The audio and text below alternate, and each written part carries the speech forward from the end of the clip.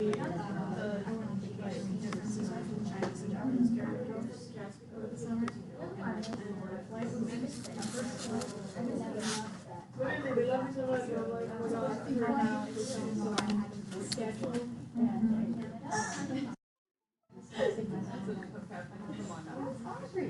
we are going to finish up talking about the different competencies that you will be graded on when it comes time to presenting the speech.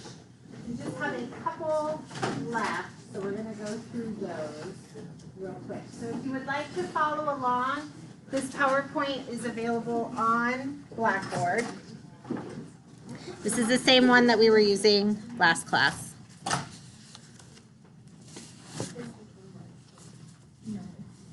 So just a reminder that competencies 5, 6, 7, and 8 are looking at the visual presentation. That's what I'll be listening for and looking at when I'm grading those different competencies, as well as what you look like in front of the classroom. So competency 7 is all about pronunciation. This includes grammar and word pronunciation. So I want you to think about presenting a formal level college paper. So that means that you should be speaking in complete sentences when you are up here in front of the classroom and using proper grammar and complex college level sentences, not like I'm using in the moment off the top of my brain. So be thinking about that as you are working through your speech. Remember that you are not having a casual conversation with your pals.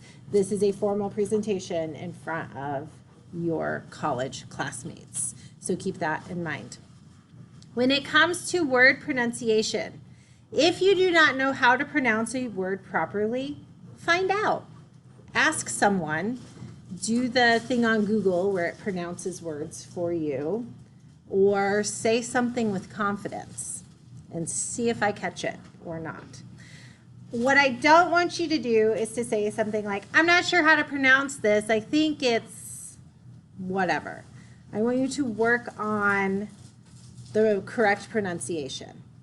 This can mess with your mind a little bit if it's a word that you get messed up on regularly.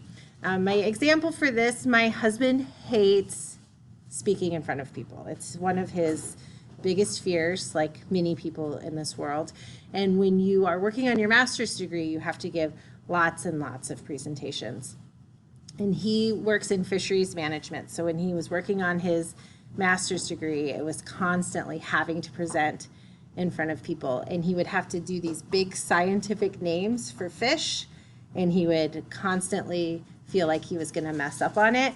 So daily he would just like say random scientific words to me over and over and over again.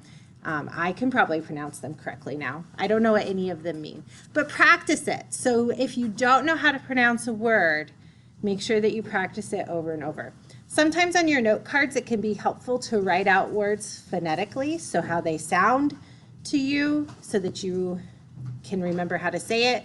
We all have little clues that work for us. A lot of times I'll write a word that it rhymes with to help me remember how a word is pronounced. And then you just want to practice that, okay? And know that that's coming up in your speech. 9 times out of 10, if you just power through that and don't bring attention to yourself on it, it will probably be fine. I might catch it, but lots of other people in your audience may not. So make sure that you work on those pronunciations. It's important to articulate your words when you're in front of the classroom. So a lot of times when students are nervous, they start to rush. We talked about that last time. And then words and sentences start to glum together. So make sure that you are saying each word and sentence clearly. Now you don't want to get to the point where you have choppy sentences, so you're pronunciating so much that you get caught up on that and then things start to feel choppy. But just make sure that you're talking at a rate that allows you to pronounce each word separately from the next. That sort of runs into this idea of a smooth delivery. So you want to practice your speech enough that you are pausing at the end of each sentence, you're breathing, taking deep breaths so you don't pass out from your sentences running together, but also so your audience is able to comprehend what you're saying at the end of each thought. Be careful about having really long pauses throughout your speech. I've seen this as a strategy by students to try to lengthen their speech out, where they'll have these really long pauses, and that's confusing to the audience because they'll be thinking, is this the end of the speech? Why is Sarah pausing for so long? Has she forgotten where she is and what she's doing today? So keep in mind how long you're pausing. Now, we talked last time that it's better to have pauses than to bring attention to yourself. So if you do lose your place, it is okay to pause for a moment, collect yourself, and then move forward. You just don't want that to be happening a ton throughout your speech. So you want the delivery to be smooth and to have those pauses at the end of the sentence, but not overly long. Again, a good way to see how you're doing with this is to record yourself while you're practicing and watch it so that you can hear what you sound like. I know it can be intimidating, but it is helpful. The last competency is all about nonverbal support. So as you know, when you are watching a speaker, oftentimes what they look like, the message that they're sending through their body language and eye contact and those types of things can be just as important as the verbal message that they're presenting. The first thing I want you to make sure that you are doing is to be making eye contact with your audience. You cannot do that if you are reading your speech. So be really careful about having your speech word for word in front of you, because without fail, you will end up reading your speech. You need to be looking up around the classroom, and I suggest that you try to make eye contact with students throughout the entire class. Try not to be weird about it, okay? So you don't want to go, okay, now I'm making eye contact with you, and like going through the line, looking at each person. Okay, I'm doing a good job. Sarah's going to be proud of me. I'm making eye contact with everyone. That gets weird, and it can mess with you while you're trying to present your speech. So try to make it as natural as possible. There's all these things about looking over people's heads, looking at their foreheads. You can do those things if it makes you feel comfortable, but people know when you're making eye contact with them or not. The other thing that you don't want to do if you have a friend in this class, please don't just stare at your pal for the entire speech. Or the people at the front of the classroom often get this a lot, so Audrey and Kyla like staring at one person. What will happen is that poor person will probably start to like scooch down in their seat and feel a little uncomfortable if you're only looking at one person during your speech. So try to vary that eye contact around the classroom. You want to have minimal note involvement while you are presenting your speech. You should have notes with you, but your entire speech should not be written out. I do not collect note cards. Some speech instructors do. I do not. So I will not know what you have on your note cards. What I suggest that you have are your key ideas, direct quotes, any statistics that you need to remember, words that are difficult to pronounce. Some of you will not feel comfortable coming up in front of the classroom unless you have your entire speech written out on your note cards. Well, I encourage you to not do that. If that's what you got to do to get up here, then do it. Just know that you need to work really hard on not reading your speech because your eye contact will be lacking if you do that. Okay? Bullet points, quotes, statistics, those types of things. You don't want a whole wad of note cards. I would suggest 7-ish is all that you need. So I'm talking like index cards if you choose to use that. Some of you might want to use your phone, bring your laptop up. Whatever you use is fine. But if you're using note cards, old school note cards, 7-ish. Yeah, Emma? You said that last time it was fine if we brought a timer up, but this one's more formal. Is it still okay? You can have the timer up if you would like. You need to be careful that you're not obsessed with the timer, so you're just staring at that rather than eye contact. One suggestion is to find someone in the class. It can't be me because I'm doing 800 other things, but find someone in the class that maybe will discreetly, hold up the number of fingers of where you're at in your speech. I will cut you off if you go over probably 6.5 minutes. You're going to get cut off. Okay.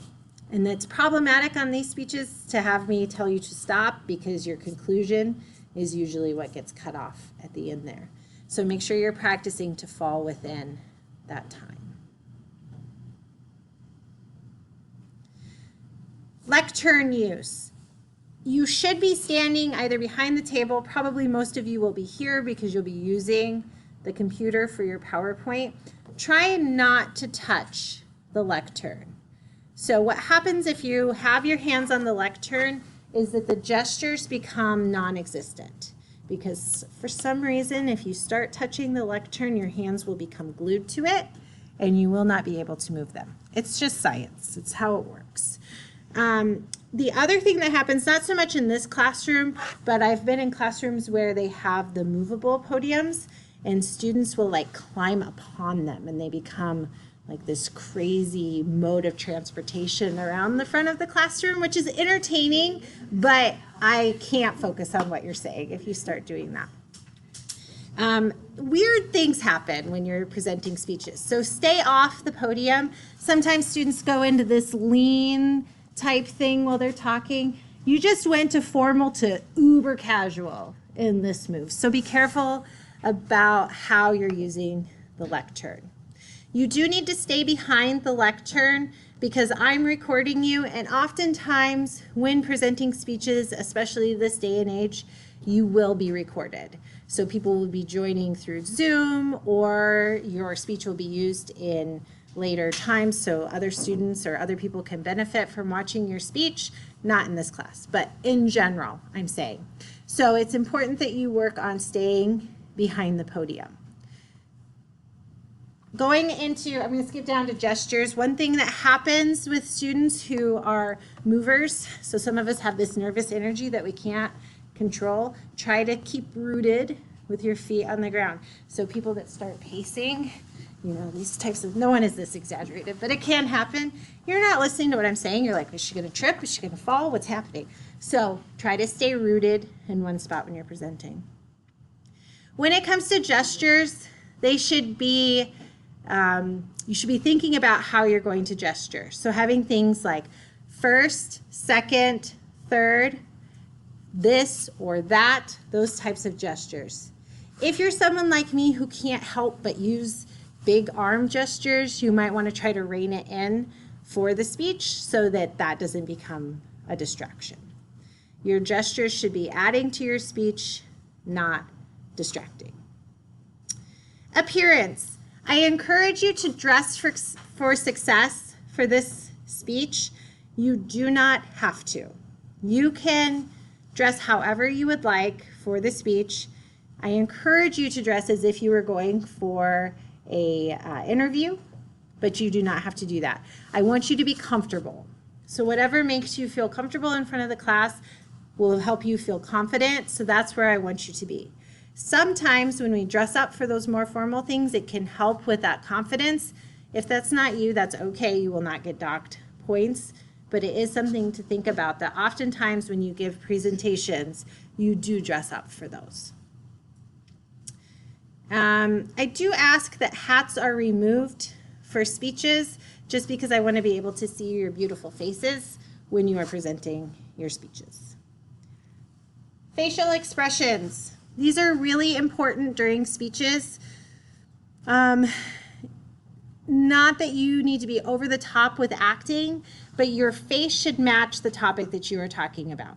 So I'm a nervous smiler. This is something we'll talk about in interpersonal communication as well, but I have a hard time controlling the constant smile that I have, especially when I'm really nervous. Like it just is there. So if I'm delivering bad news, smile goes on. It's something that happens, so I have to be aware of it. My husband's the opposite. He has resting grump face. We'll do the school appropriate version with the scowl, the perma scowl. So he, can be really excited about something, and he's got the creases in his forehead to show that excitement. So just be aware of what your face is doing during a speech. So if you're a person that has the perma scowl and you're giving a speech about adopting puppies, you might want to raise your eyebrows a little bit because it's a happy topic.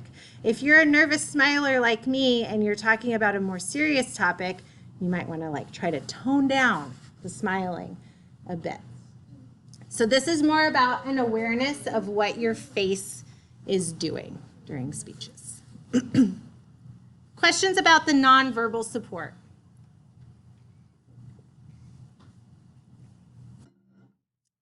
Okay, competency 1. Even though this is the first competency, it is the last thing that I grade when it comes to your speeches. So this is where I look at overall, were you prepared for this speech? Did you do research? Did you create a well-organized speech that has 2 to 4 main topics? Did you practice? Are there lots of ums and uhs, lots of long pauses, or is it clear that you practiced and were prepared for presenting the speech? I have to pick a time for this speech, so you need to be within 4 minutes and 30 seconds and 5 minutes and 30 seconds. If you are above or below that, you can't earn the full 5 points for competency 1. I have to have a cutoff, and that's what it is. So that gives you a minute to fit your speech within. If you get 4 minutes and 25 seconds, are you going to fail? No. I just have to have a cutoff somewhere for the time. And then as far as meets the assignment requirements, overall, did you present an informative speech with a visual aid? Okay, you could give a really great speech, but if it's persuasive, you didn't meet the assignment requirements. When it comes to grading, I mentioned this last week, for each competency, you can earn a 1 through a 5. 1 is the lowest. If you earn straight 1s, that's a D. If you come up in front of the classroom and do something, I will give you 1s for all of them. So as long as you do something in front of the classroom, come up and say, "Hi, my name is Sarah, I hate public speaking," you will earn straight 1s for that. You're all going to do better than that. 5 means that you have done everything the way that I explained it. You have gone above and beyond. I don't have any advice to give to you for that competency. That earns you a 5. Most students get 3s, 4s, 5s, depending on how they're feeling in front of the class and how much they prepare leading up to the speech.